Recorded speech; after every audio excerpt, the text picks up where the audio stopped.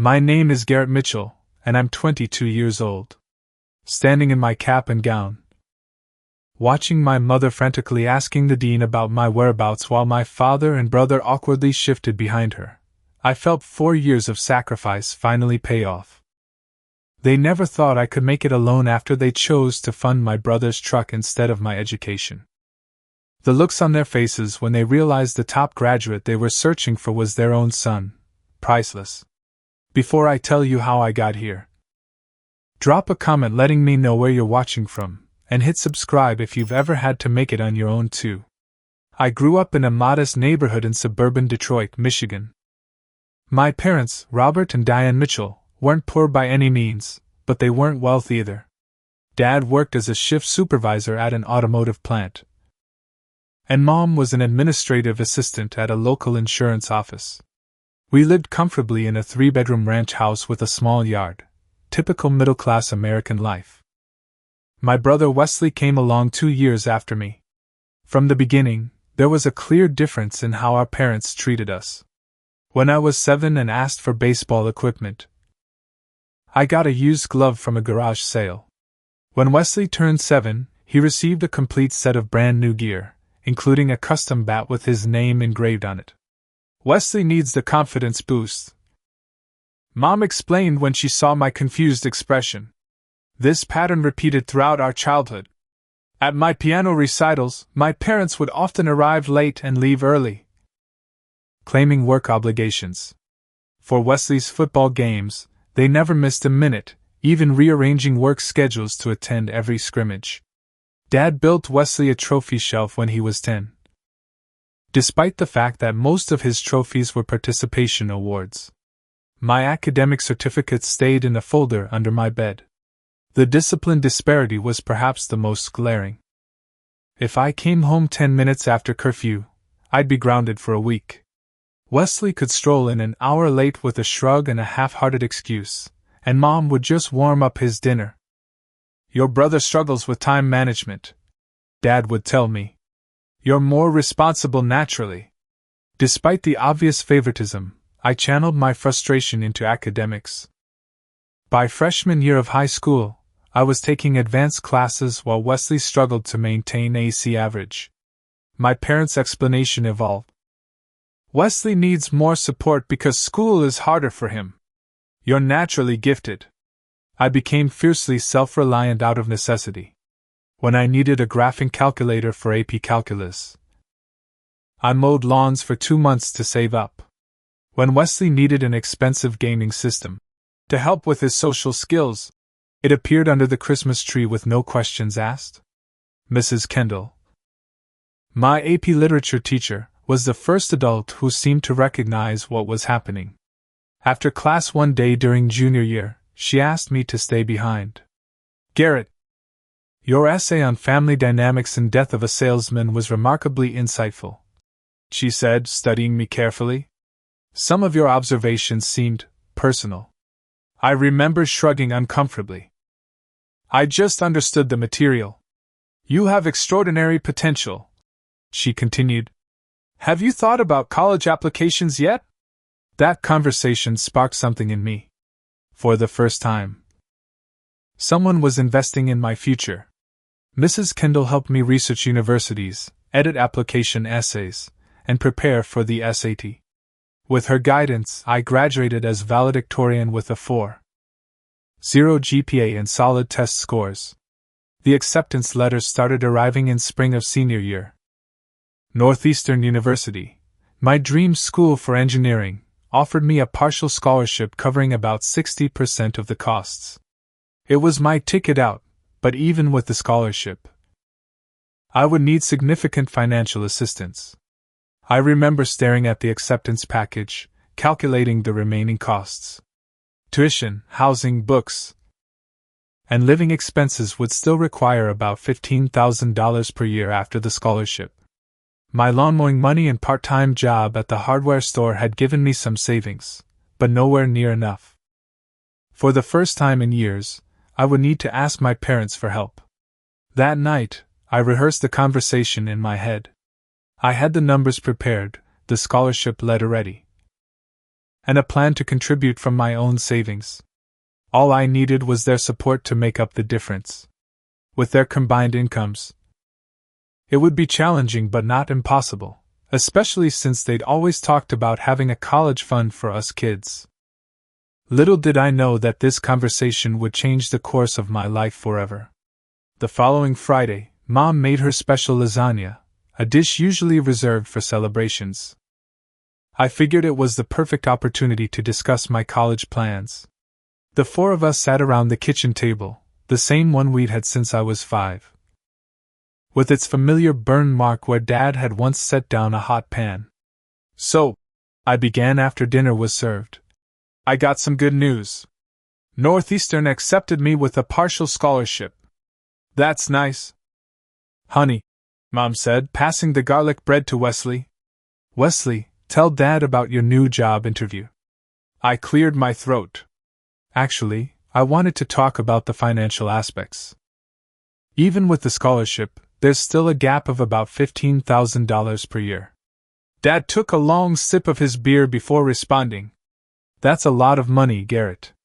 "I know, but I've saved about $3,000 from working, and I'll get a job on campus. I just need some help with the rest." I pulled out the folder with my carefully prepared budget.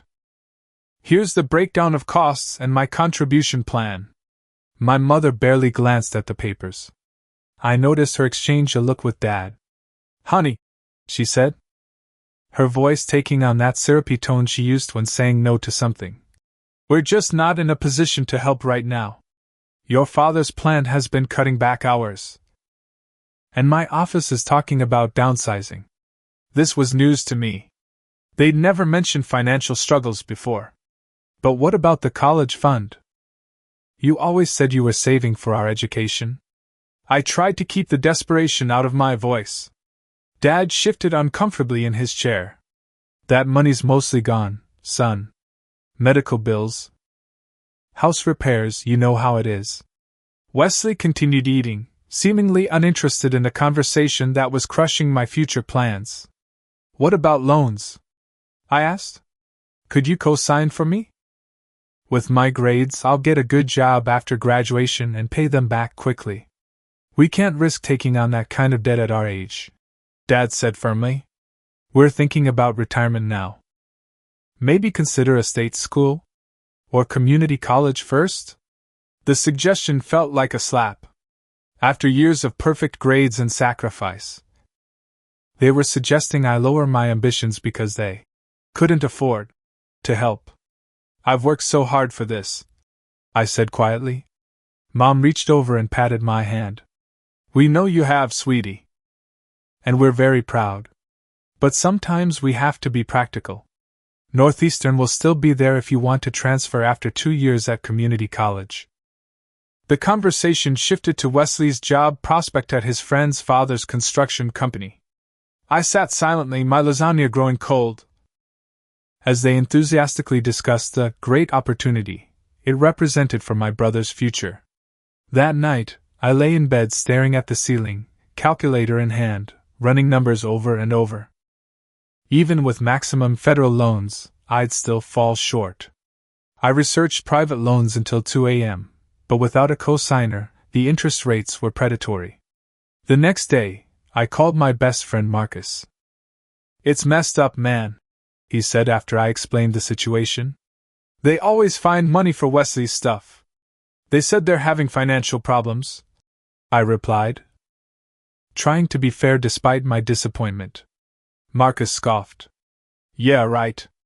Didn't your mom just get a new car?" He was right. 3 months earlier, Mom had replaced her perfectly functional Honda with a newer model. A few days later, I overheard my parents talking in the kitchen late at night. I hadn't meant to eavesdrop. But when I heard savings account, I paused in the hallway. "We should have enough saved by summer," Dad was saying. "With the tax return and the money from your mother's gift, we'll be in good shape." "He deserves something special," Mom replied, "especially since he didn't get into that technical program." I assumed they were discussing some household repair until the following week, when everything became painfully clear.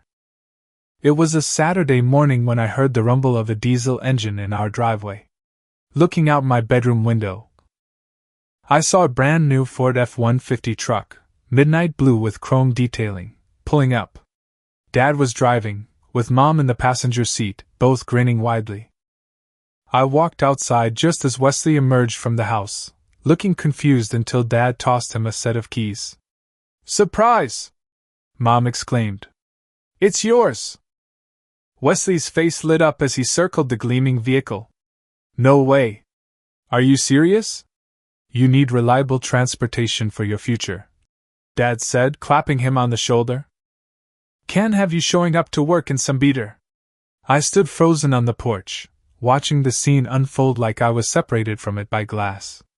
The truck had to cost at least $35,000. More than enough to cover 2 years of my college expenses. Wesley's eyes met mine briefly as he climbed into the driver's seat, a flash of smugness crossing his face before he looked away. He hadn't even said thank you. "Take it for a spin," Mom encouraged. "We'll celebrate with dinner out tonight." As they admired the truck, making no attempt to include me in the moment, a cold realization settled in my chest. This wasn't about money. It was about choices. And in their choice between my education and Wesley's truck, I hadn't even been a consideration. I walked back to my room without a word, closed the door quietly, and began making a different kind of plan. The image of that shiny new truck parked in our driveway burned in my mind as I sat at my desk, surrounded by college brochures and financial aid papers. The partial scholarship to Northeastern suddenly seemed like a cruel joke, not because it wasn't generous, but because it had given me false hope that my parents might prioritize my education. I needed to reevaluate everything. The next morning, while my family was still celebrating Wesley's new truck, I made an appointment with Mrs. Collins, our school counselor. "Northeastern is off the table," I explained, sitting in her cluttered office. "My parents can't help financially." She frowned, adjusting her glasses. "That's disappointing, Garrett. With your record, you deserve that opportunity." "I need to explore other options," I said, trying to keep my voice steady. "More affordable ones." Mrs. Collins pulled up my file on her computer. "Let's see what we can do. There are several state universities with strong engineering programs that might offer more comprehensive scholarships." We spent an hour reviewing alternatives.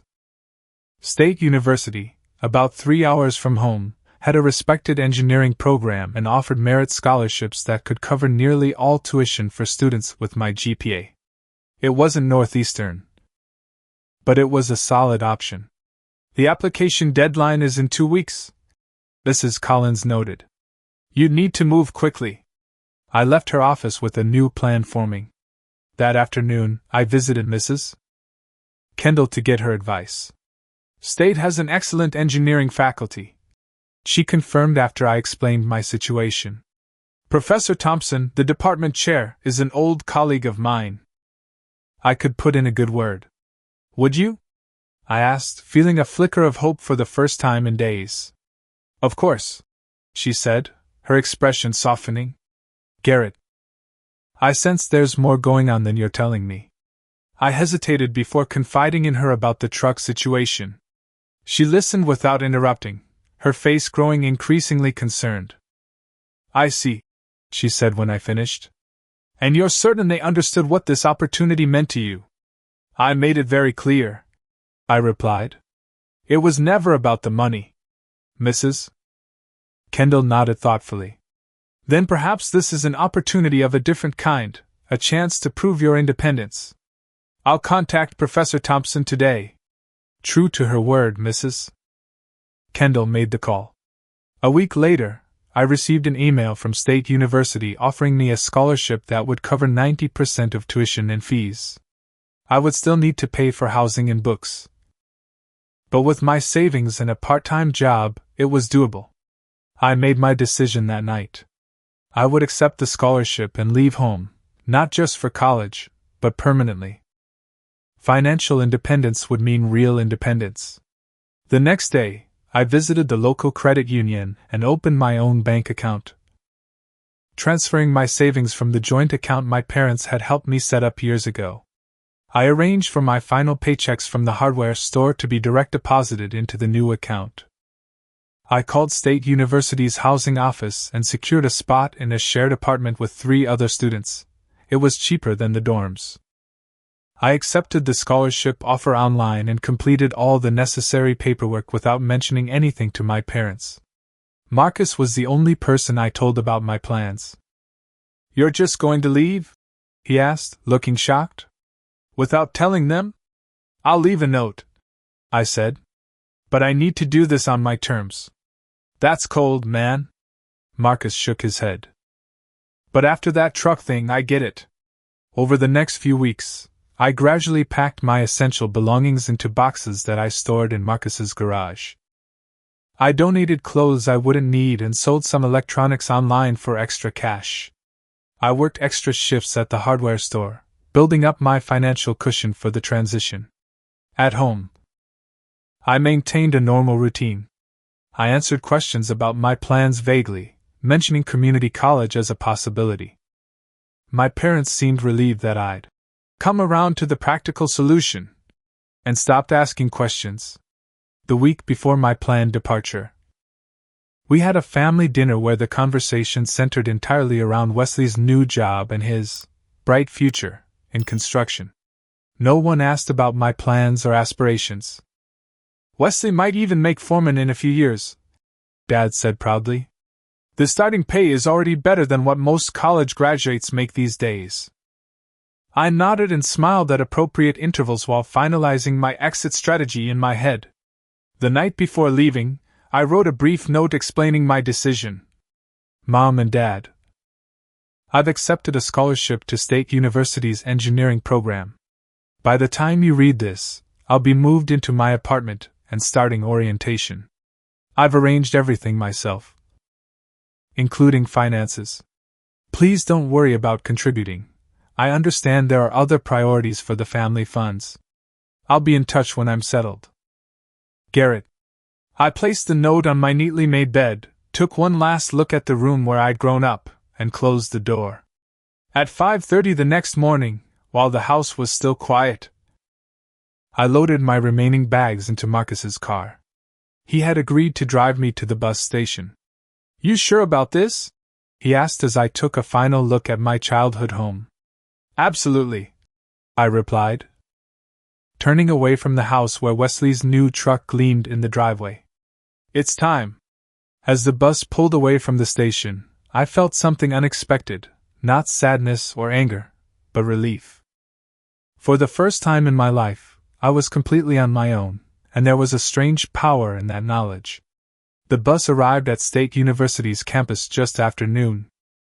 August heat shimmered off the pavement as I dragged my 2 suitcases and backpack toward the address I'd been given for my apartment. It was a weathered 3-story building about a mile from campus. Nothing like the glossy dorms shown in university brochures. My new home was a 4-bedroom unit on the 2nd floor. The common areas were sparse, mismatched furniture, linoleum floors worn thin in high-traffic areas, and a kitchen with appliances that had seen better decades. My bedroom was barely large enough for a twin bed and desk, with a closet the size of a phone booth. My roommates arrived throughout the day: Damien, a business major from Chicago; Tyler, a pre-med student who immediately claimed the desk in the common area; and Raj, a computer science major who brought an impressive array of electronics. They seemed nice enough, though all came from families who were helping with their expenses, a fact that became obvious as their parents helped them move in, bringing supplies and groceries. "Your folks coming later?" Tyler asked as he watched me making my bed with the single set of sheets I'd brought. "No," I replied simply. "They couldn't make it." Financial reality hit hard that first week. After paying the security deposit, first month's rent, and buying the absolute minimum in supplies, my savings had dwindled alarmingly. The scholarship covered tuition and fees, but not the required textbooks, which cost nearly $700 for my first semester of engineering courses. I found the campus employment office on day 3 and applied for every position available. By the end of the week, I'd secured a job as a lab assistant in the engineering building, working 20 hours weekly for barely above minimum wage. It wasn't enough to live comfortably, but it would keep me from starving. My first engineering class was taught by Professor Thompson, Mrs. Kendall's colleague. He was a tall, serious man with piercing eyes that seemed to evaluate everything they landed on. After class, he asked me to stay behind. "Mitchell," he said, consulting his roster. "Garrett Mitchell?" "Yes, sir," I replied. "Margaret Kendall spoke highly of you. He studied me carefully. She mentioned you might be facing some challenges." I tensed. "I'm managing fine, sir." He nodded, seeming to respect my desire for privacy. "The department always needs good lab assistants. If you're interested in more hours, let me know." That brief conversation was the beginning of an important mentorship. Professor Thompson didn't ask about my family situation, but he offered opportunities that helped me survive: additional lab hours when I was short on rent money, a research assistant position in my sophomore year that paid better than my initial job, and recommendations for summer internships. Despite working 25-plus hours weekly, I maintained a 3.9 GPA. Exhaustion became my constant companion, late nights studying after work shifts, weekends split between laundry, grocery shopping on a tight budget, and completing assignments. But there was satisfaction in knowing every achievement was entirely my own. I made friends gradually. My roommates initially viewed me as the quiet, always working guy, but eventually came to respect my work ethic. I formed study groups with fellow engineering students who were facing similar academic challenges, if not financial ones. My parents texted regularly during those first few months. Their messages a mix of confusion, concern, and occasional anger. "Why did you leave like this? We could have discussed options. Call us when you get this. We're worried. Your brother asked about you at dinner." I responded minimally, providing just enough information to let them know I was alive and functioning. I never mentioned my financial struggles or the exhaustion. My replies were brief and uninformative. "Class is going well. Very busy with studies. Can't talk now. Midterms coming up. All good here. We'll call when I have time." As the months passed, a pattern emerged. My parents assumed I was doing fine, because I was naturally capable, while they continued to focus their energy and resources on Wesley. Through occasional texts with Marcus, I learned that Wesley had dropped out of community college after just one semester, claiming it wasn't for him. My parents apparently were supportive of his decision to focus on work. I went home for Christmas that first year, more out of obligation than desire. The 3 days I spent there confirmed everything I'd felt when leaving. My parents asked superficial questions about school but showed little interest in the details of my studies or achievements. Wesley dominated conversations with stories from his job, while my parents beamed with pride at his modest accomplishments. The most revealing moment came when Dad pulled me aside on Christmas Eve. "Your brother's really finding his way," he said, watching Wesley show Mom something on his phone. "Sometimes the traditional college path isn't right for everyone. I'm glad you're doing okay at State, but look how well Wesley's doing without all that education debt." I didn't bother explaining that I didn't have education debt. They'd never asked how I was managing financially. I just nodded and changed the subject. I returned to campus early, relieved to escape the family dynamic that now felt alien to me. My second semester was easier financially after I received a small merit scholarship for my first semester grades, allowing me to cut back to 20 hours of work weekly. In my second year, Professor Thompson recommended me for a summer internship at an engineering firm in Grand Rapids. The position paid well enough that I could afford to move to a one-bedroom apartment the following fall, eliminating the awkwardness of navigating roommates while working and studying constantly. After too many demanding texts from my mother asking why I didn't come home more often and guilt-inducing messages about family obligations, I changed my phone number at the beginning of my junior year. I sent them my new contact information with a clear message that I needed to focus on my studies and would reach out when I could. This effectively reduced our communication to holiday texts and rare, brief calls. By this point, I had built a life completely separate from my family. My apartment was small but my own. My academic achievements had earned me respect among faculty and peers. The friendships I'd formed were with people who knew me for who I was. Not as the naturally capable son who needed less attention than his brother. One of those friendships was with Emma, a computer science major I met in a shared calculus class. Smart, practical, and insightful, she saw through my self-sufficient facade faster than anyone else had. "You never talk about your family," she observed over coffee one day after study group. "Not much to say," I replied with my standard deflection. She studied me with intelligent eyes. Everybody has something to say about their family, even if it's that they don't want to talk about them. Over time, I opened up to Emma about my history. She listened without judgment but didn't hide her opinion. "That's pretty messed up," she said after hearing about the truck incident. "No wonder you're so self-reliant." Emma's family dynamic was everything mine wasn't: supportive parents who valued her ambitions, siblings who celebrated each other's successes. Spending Thanksgiving with her family during our junior year was an eye-opening experience. I witnessed firsthand what family support could look like, making the contrast with my own upbringing even starker. As senior year approached, Marcus occasionally updated me about my family. Wesley had gone through 3 different jobs, each time with my parents cushioning his transitions. They had recently helped him with the down payment on a house, a small one, but still a significant financial commitment on their part. "They ask about you sometimes," Marcus told me during one of our infrequent phone calls. "Your mom mentioned they tried calling the university to check on you." This information should have been surprising, but it wasn't. As my graduation approached, with my name appearing on the dean's list and department award announcements, I knew the university might contact them as listed family members. What I hadn't anticipated was how this would ultimately lead to our paths crossing again, in the most public and unexpected way. My junior year marked a turning point in my academic career. Years of consistent hard work had positioned me at the top of my engineering class, earning recognition that extended beyond grades.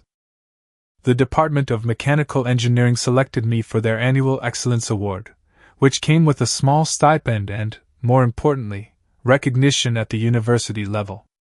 Professor Thompson, who had become a genuine mentor rather than just an academic advisor, nominated me for a prestigious research position usually reserved for graduate students. "Your design solutions show unusual creativity," he told me after announcing my selection. "The kind of thinking that industry leaders are looking for."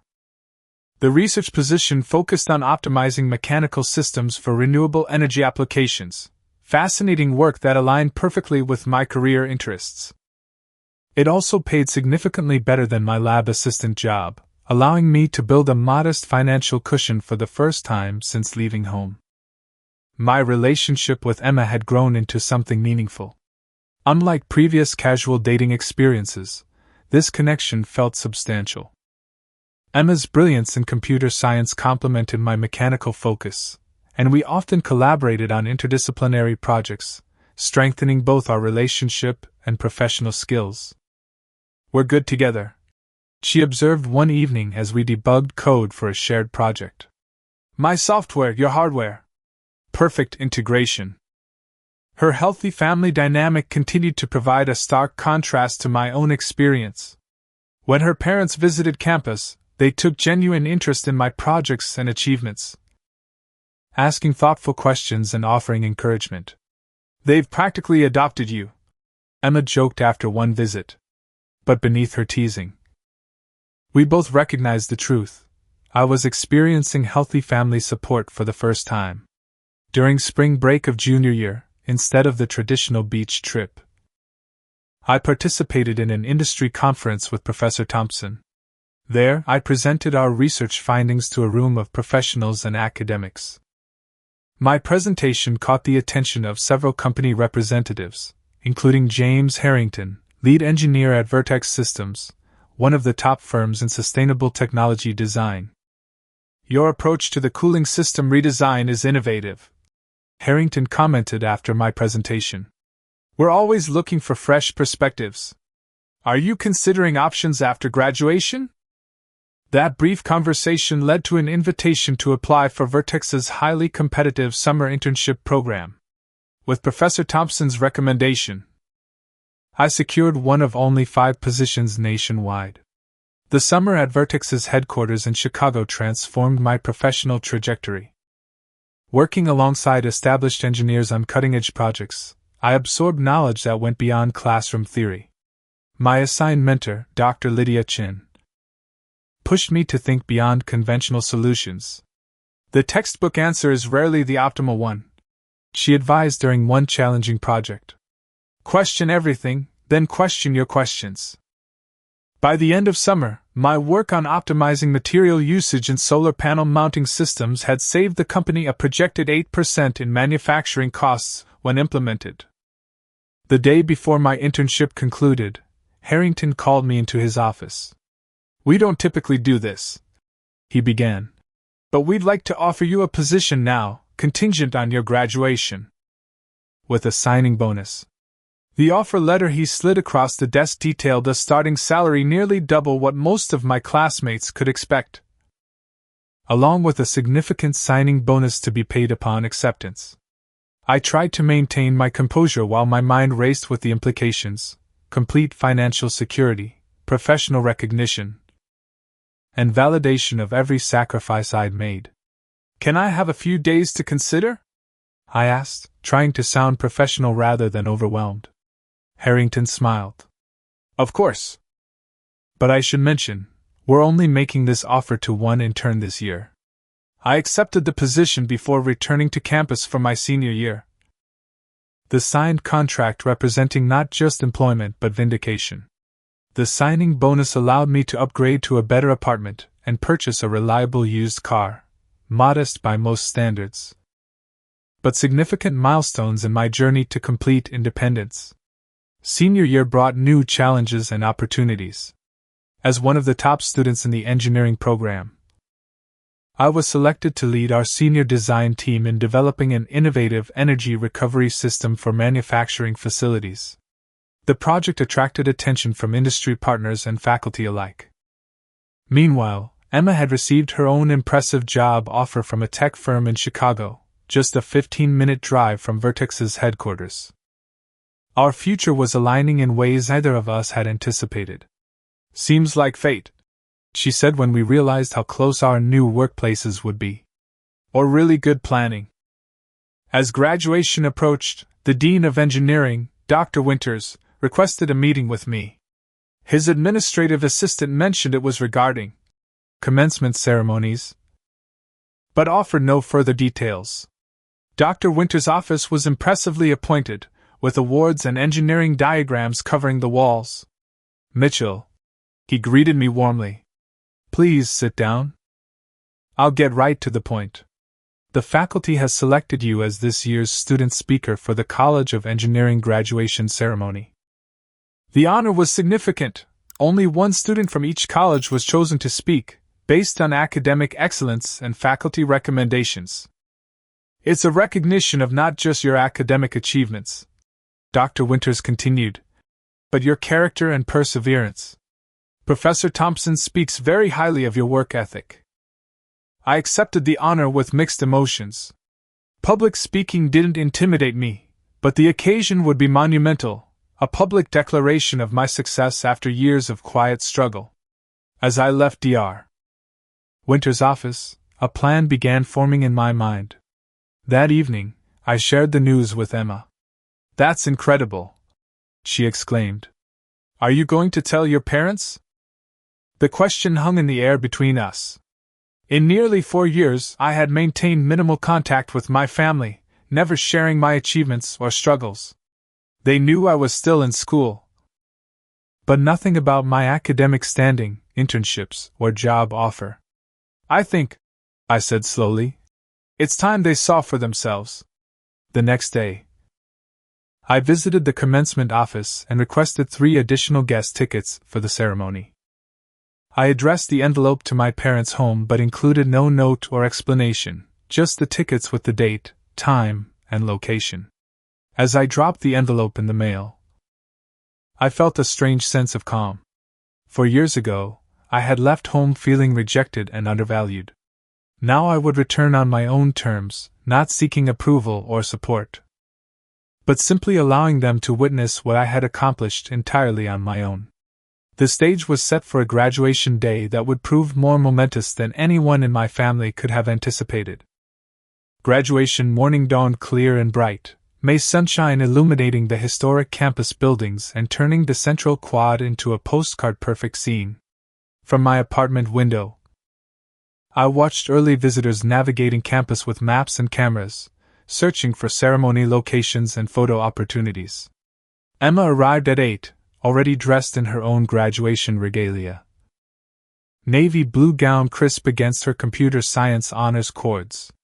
"Ready for the big day, valedictorian?" she teased, using the nickname she'd given me after learning about my speaking role. "As ready as I'll ever be," I replied, adjusting my tie beneath the still unzipped gown. My speech notes sat on the counter, reviewed and refined dozens of times over the past week. "Nervous about seeing them?" Emma asked, her tone softening. I considered the question carefully. "Not nervous. Just ready. Whatever happens today doesn't change what I've accomplished." We drove to campus together, finding it transformed by graduation preparations.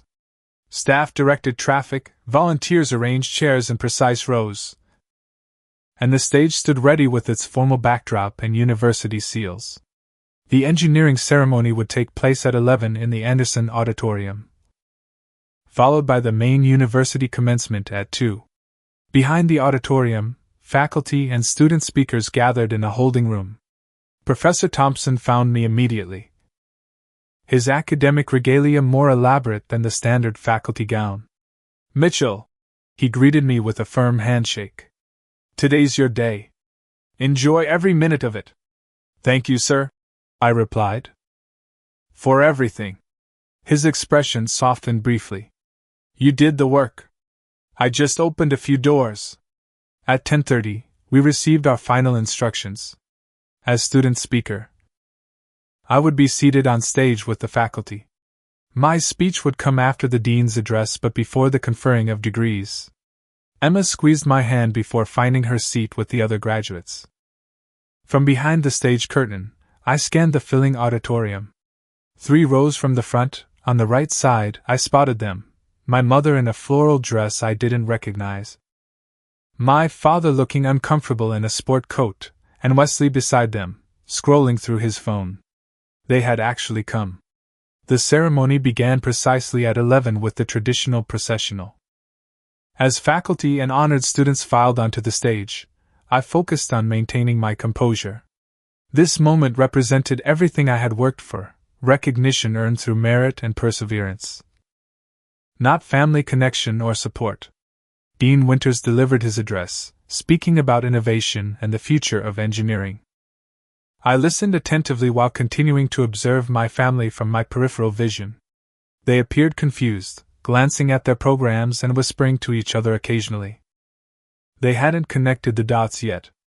As Dr. Winters concluded his speech, I saw my mother rise from her seat and approach an usher near the side aisle. Even from a distance, her body language conveyed urgency. The usher directed her toward the back of the auditorium, where a staff member stood with a clipboard. Dean Winters returned to the podium. "And now, it is my distinct pleasure to introduce our student speaker, selected for his exceptional academic achievements and contributions to the engineering program. Please welcome Garrett Mitchell." As I stood and approached the podium, I saw my mother speaking frantically to the staff member, likely asking about my whereabouts. My father and Wesley remained seated, looking uncomfortable and out of place. "Thank you, Dean Winters," I began, my voice steady and clear through the microphone. In the back of the auditorium, my mother's conversation with the staff member suddenly stopped. The woman's hand raised slowly, pointing directly toward the stage. My mother turned, her expression transforming from frustration to shock as our eyes met across the auditorium. I continued my speech without pausing. "For years ago, I arrived at State University with nothing but determination and a belief in my own capabilities. Today, I stand before you not just as a graduate, but as proof that with perseverance, every obstacle can become an opportunity." My father and Wesley had now noticed my mother's reaction and followed her gaze to the stage. Their expressions mirrored hers, complete disbelief. Engineering teaches us that every problem has a solution, though rarely the one we initially expect. I continued, addressing the entire audience while acutely aware of my family's stunned faces. Sometimes the path forward requires redesigning our expectations and finding strength in self-reliance. My speech covered the expected topics: gratitude to faculty, reflections on our education, and encouragement for fellow graduates. I never directly mentioned my personal circumstances or the family situation that had shaped my journey. Taking the high road felt more powerful than any public airing of grievances could have been. As I concluded to enthusiastic applause, I saw tears streaming down my mother's face. My father sat rigidly, his expression unreadable. Wesley stared at the floor. The degree conferral began immediately after my speech.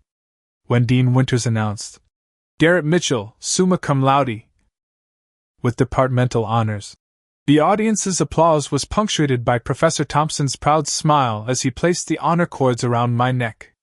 Following the ceremony, graduates and families spilled onto the lawn outside the auditorium for photographs and celebrations. Emma found me first, wrapping me in a congratulatory hug before whispering, "They're coming over. Want me to stay?" "Please," I replied, turning to face my approaching family. My mother reached me first, her makeup smeared from tears. "Garrett," she said, voice barely audible. "We had no idea." "Summa cum laude," my father stated flatly, as though testing the words. "And you're the speaker." Wesley hung back, clearly uncomfortable, shifting his weight from one foot to the other. "This is Emma," I said, filling the awkward silence. "My girlfriend.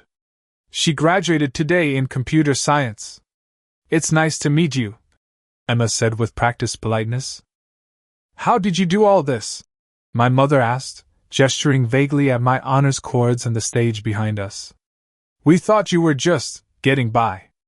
"I worked," I replied simply. "I got scholarships. I made it work." "But why didn't you tell us?" she pressed, genuine confusion in her voice.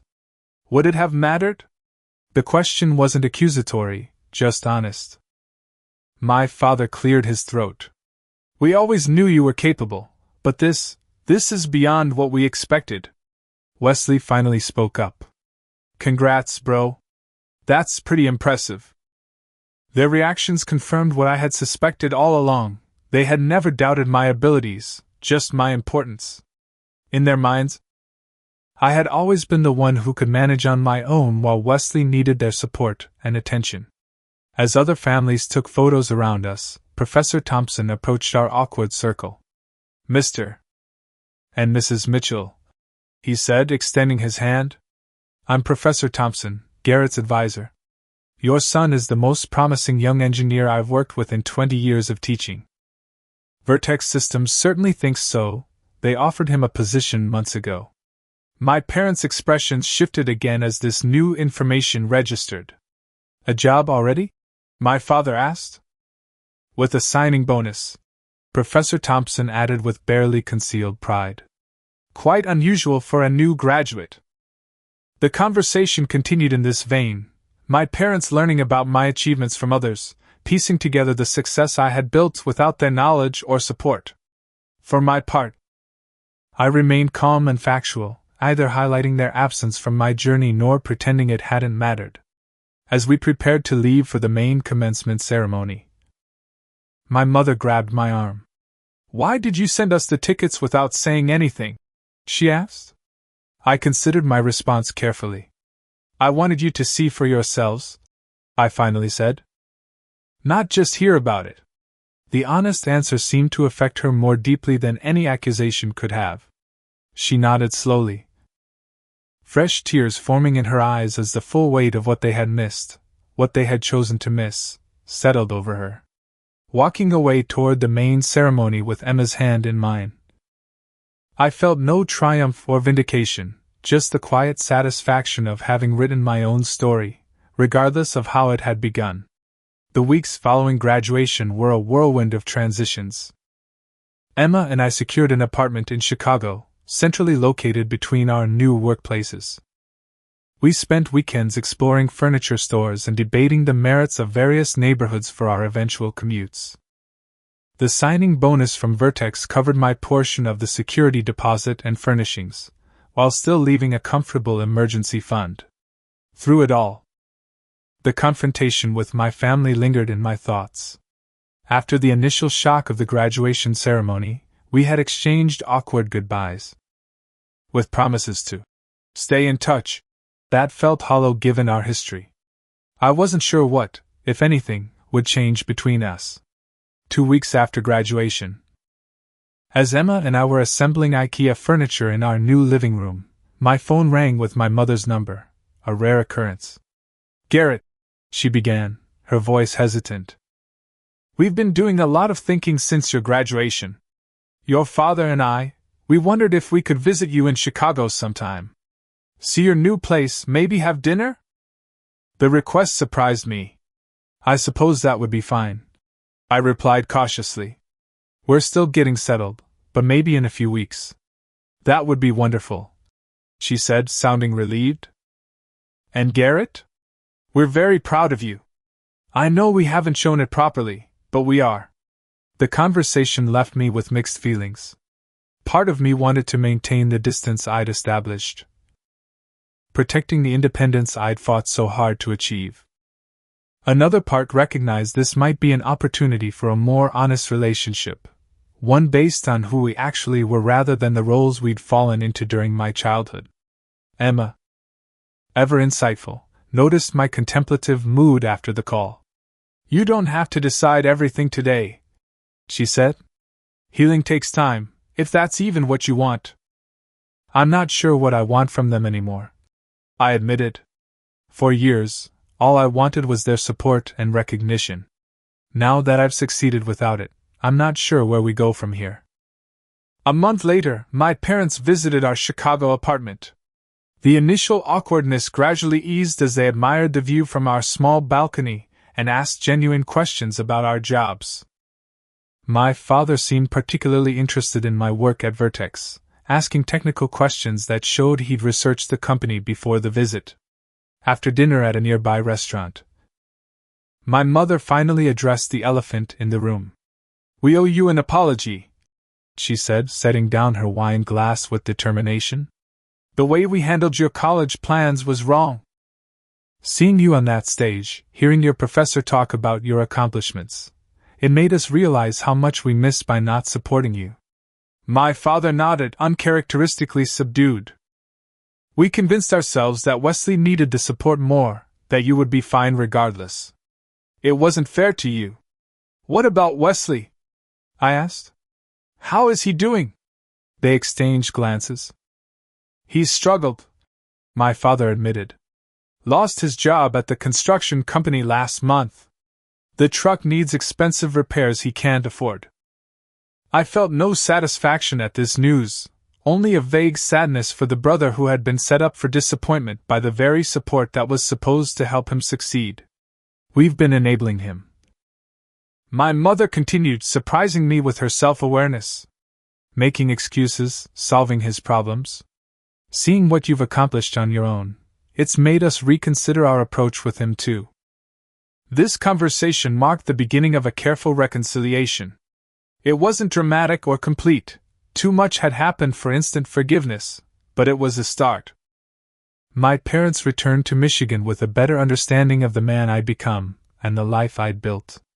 Over the following year, our relationship evolved gradually. My parents made efforts to connect in ways they never had before, sending thoughtful messages about my projects and occasionally visiting Chicago. I maintained healthy boundaries, sharing parts of my life while protecting the independence that had become fundamental to my identity. Wesley and I established a tentative relationship as well. After losing his job, he had enrolled in a technical certification program, his first serious educational effort since high school. During a brief visit home, we had our first honest conversation in years. "I always thought you had it easy," he admitted as we sat on our parents' back porch.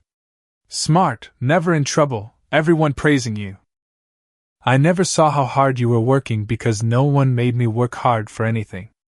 And I thought you had everything handed to you," I replied. "The attention, the support, the truck." He laughed without humor. "The truck's gone. Couldn't keep up with the payments after losing my job. Had to sell it at a loss." "I'm sorry to hear that," I said, and meant it. "Don't be. Best thing that could have happened." Woke me up.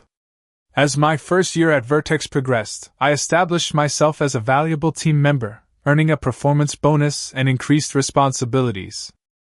Emma thrived at her company as well, our professional successes paralleling our strong personal relationship. One evening, as we enjoyed dinner on our balcony overlooking the Chicago skyline, Emma asked a question that made me pause. "Do you think you've forgiven them?" I considered this carefully. "Forgiveness isn't the right word," I finally said. "I've accepted who they are and the choices they made. I've accepted that they're trying to do better now. But trust is different from forgiveness, it has to be rebuilt slowly." My journey from that devastating conversation about college tuition to my current success wasn't about proving something to my parents.